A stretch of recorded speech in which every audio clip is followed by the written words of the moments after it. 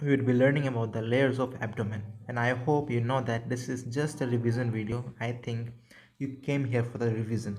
So now let's start.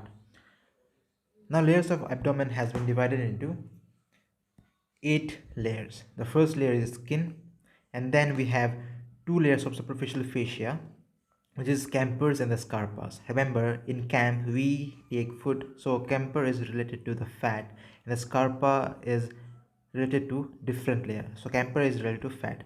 Now the muscles and the fascia. So the muscles has been divided into 3 more parts: is external oblique, then internal oblique, then transverse abdominis muscle. After that we have layer called transversalis fascia, and then the extraperitoneal fat and the peritoneum. More details about this layer would be done by me in next videos. Thank you.